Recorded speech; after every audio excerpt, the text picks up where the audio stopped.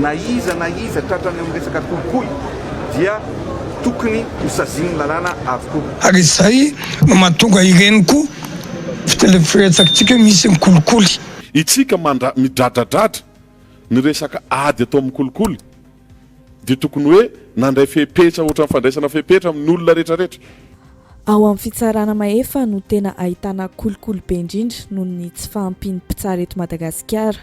Ny tena zava-misy mantsy amin'izao sika amin'ny teny izao dia ny filohan'ny fitsarana sy ny procureur ihany no tena hita ao amin'ny fitsarana. Ireo ihany no tena mandray ny fanapahan-kevitra ao amin'ny fitsarana ka tsy ampy ny mpitsara arak'izany raha ny fahitan'ny solombavam-bahoaka Naivo Raholdina azy. Ary izany no anisan'ny miteraka kolikoly eto amin'ny firenentsika.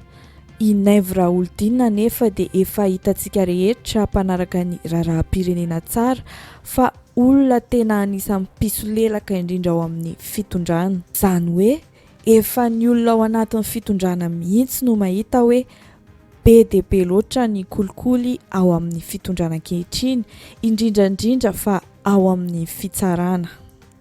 Manoloana an'izany dia manolotra lalàna eo anivon'ny mpitsara eny amin'ny anteny miram-pirenena ny tenany amin'ny mahasolom-bavam-bahoaka azy, izany hoe mpanao lalàna. Ndao arenona ny fanehoan-keviny.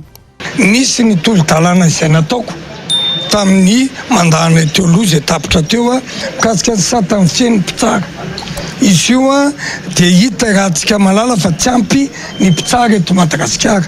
Ninona filazana ary izay mahatonga ireny fitarazoana ireny ary izay no mahatonga ireny koa fitelefirentsakitsika misy ny kolikoly. Rehefa nentina teo izy io dia nafinaritra dia izao hoe masamy nandinika ny rehetra hoe rehefa mba hisy lalàna ivoaka toka malalàna hoe eken'ny rehetra, eken'ny solombavam-bahoaka, eken'ny mpitsara rehetra, eken'ny vahoaka mba tsy hisy ny hanohitra izany. Mbola misy toeram-pitsarana eto amintsika tsy mafeno an'ireo fepetrareo ndraindray mpitsara filohan'ny fitsarana tsy procureur ihany ao.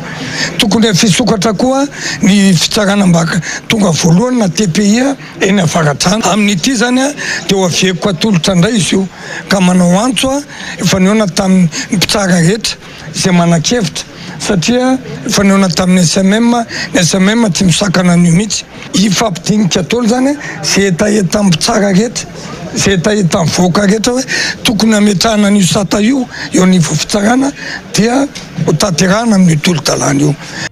Tena marina tokoa aloha fa efa tafiditra anisan'ireo firenena be kolikoly mihitsy Madagasikara amin'izao fotoana izao, indrindra moa fa ireo mpikambana ao amin'ny fitondrana no tena hita maso mpanao an'izany kolikoly izany izay manakana ny fandrosoana sy miteraka ny fahantrana eto amin'ny firenentsika.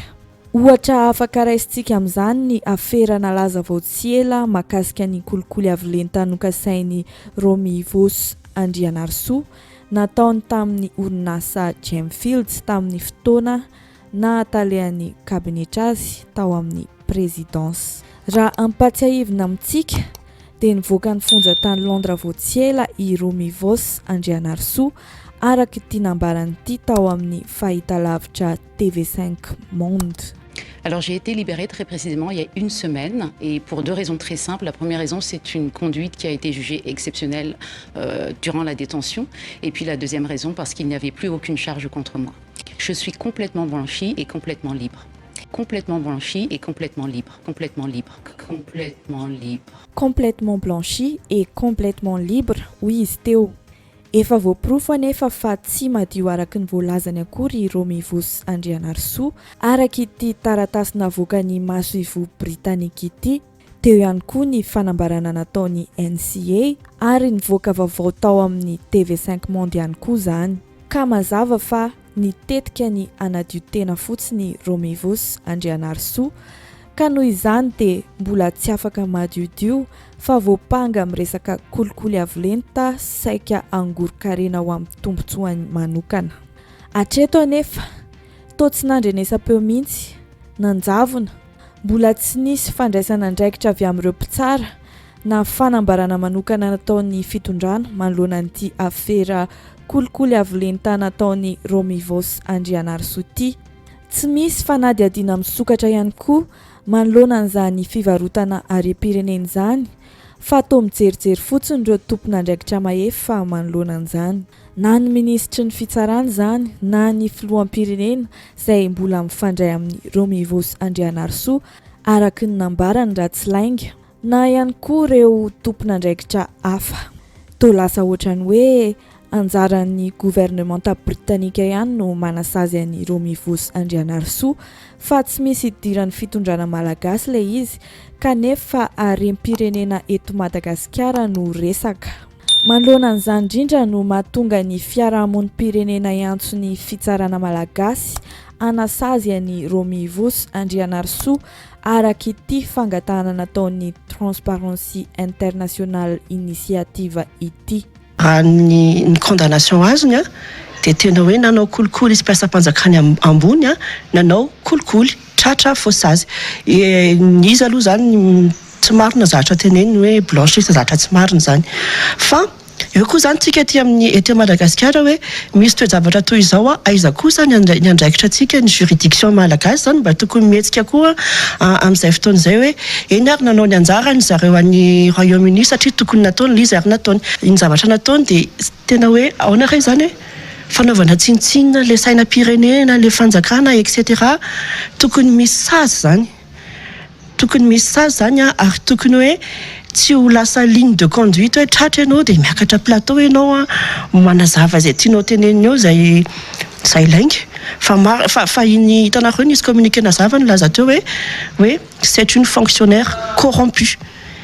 Dia raha ohatra izy voasazy tamin'ny nataony tany mila koa tsika mihetsika zany mampiseho zavatra exemplaire anankiray hoe tsy possible zao zavatra zao fa raha nataony le kolikoly tokony voasazy izy. Tsy ny Transparency International Initiative rery no mitaky ny fanasokafana ny fanadihadiana manokana sy ny fanasaziana ny Romivos Andrianarsoa fa maro ny olom-pirenena izay manao izany fitakin'izany toa ny Siteny, Fanirisoerinefy sy ireo maro samihafa.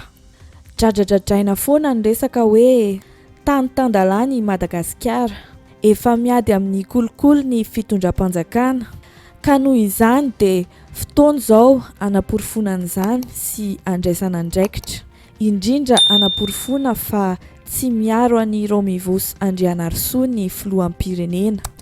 Raha tsy mandray andraikitra amin'ity raharaha Romivos Andrianarsoa ity zany ny fitondram-panjakana ankehitriny sy ireo rafitra isan-karazany miady amin'ny kolikoly eto Madagasikara toy ny Bianco, ny PAC sy ny sisa dia mazava ho azy fa tena resaka ambony latabatra fotsiny sy fampandrinan-drisa no betsaka eto.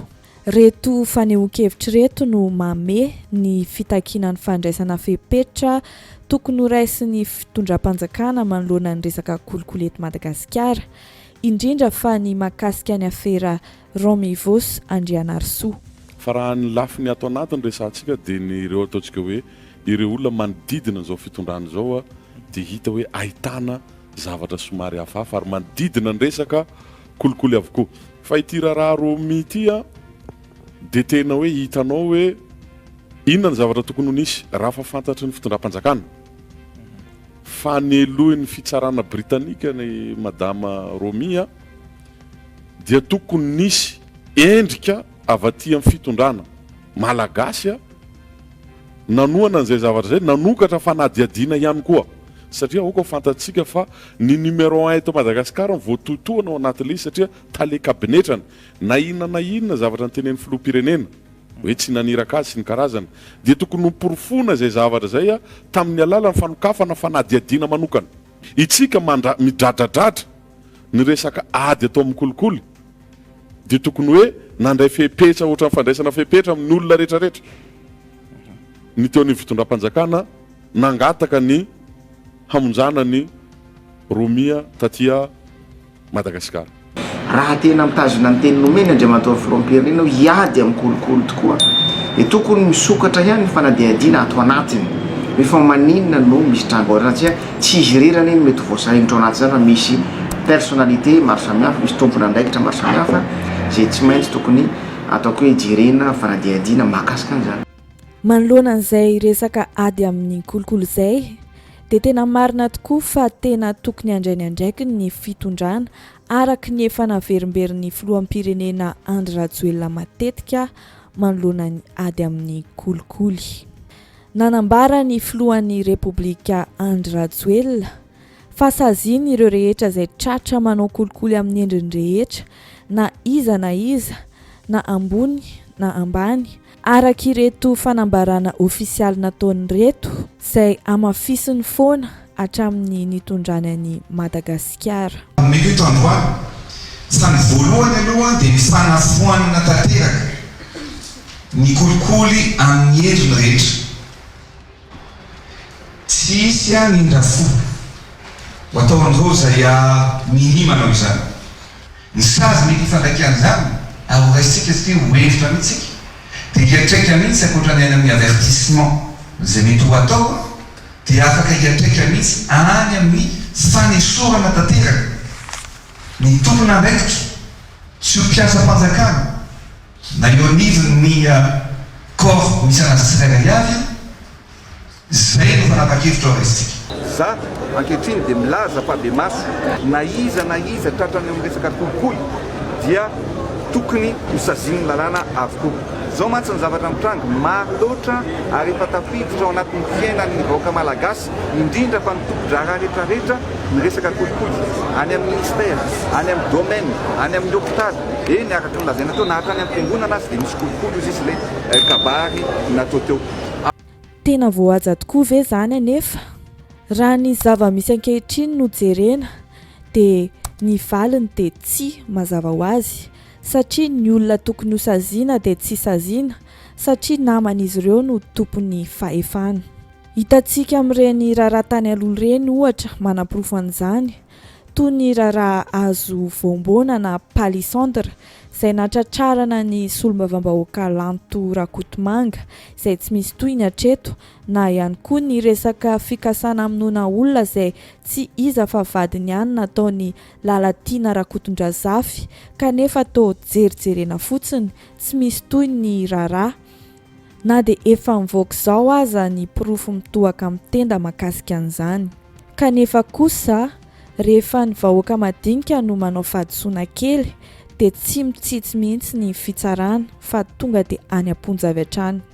Arak'izany dia noho izay tsy fahampian'ny fitsarana mijoro amin'ny fahamarinan'izay mihitsy no mahatonga ny fitombon'ny kolikoly eto Madagasikara izay hitan'ny solombavambahoaka Naivo Raholdinina fa tokony hatsaraina amin'ny alalan'ny fametrahana ny lalàna mahakasika an'izany. Dia izay indray ny mahakasika ny resaka kolikoly iny. Misaotra antsika rehetra nanaraka ny video hatramin'ny farany. Azadino no manao j'aime sy misabone dia amin'ny manaraka indray.